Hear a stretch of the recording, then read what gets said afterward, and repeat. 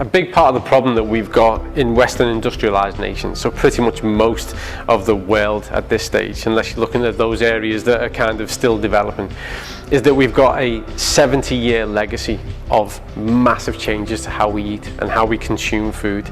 Everything that commenced right after World War II with regards to the processed food industry. And that's taken hold and that's changed dietary behaviors. Plus, back in 1920, there were 2 billion people on the planet, and now there's 7.8 billion. So we are stripping resources. We've had a huge change in manufacture of food and what makes it to our plate, and people's ideas of what constitutes a meal. Most people actually don't put together ingredients anymore. 60% of the UK alone don't have a meal each day that's based on ingredients. It's based on products. They go to the shop and they buy products, things in packets and things in tins, things that are reheated, not cooked, not chopped and prepared from fresh.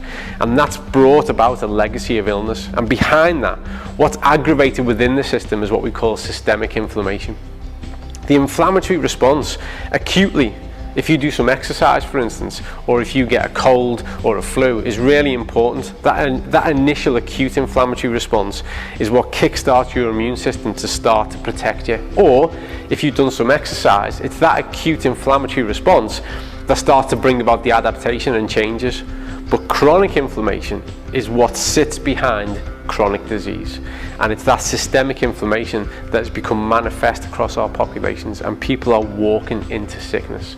And there are fundamental things that are missing from our diet. Intense agriculture and intense aquaculture has stripped the nutrients from our food. It's no longer the type of food we were getting 50, 60, 70 years ago, because there are so many people to feed, and just through the processes alone of how it makes it to the shop and to the plate. So we've got to get real. We have to look at the changes we can make in our diet, trying to make better choices, buying better quality produce where we can.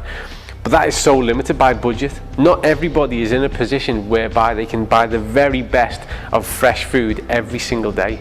And the worst part is even if you can, if we look at sources, typical sources of omega-3, which is really important to us, well, taking that from fish, one, it's unsustainable ecologically. We just can't feed that amount of people. We should all be eating fish around about 3 to 4 times a week. Well, that's 7.8 billion times 4 per week. Do the math, it's unsustainable. The planet can't tolerate that. But what we can access and what we can, find in our fishmongers and in our supermarkets does not have the same nutrient profile as it did 50, 60, 70 years ago.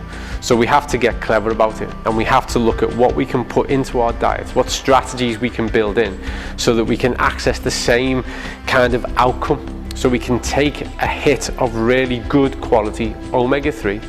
We have to explore that as to what makes one product better than another, and we can do that another time. But we have to be able to get a good source of omega-3.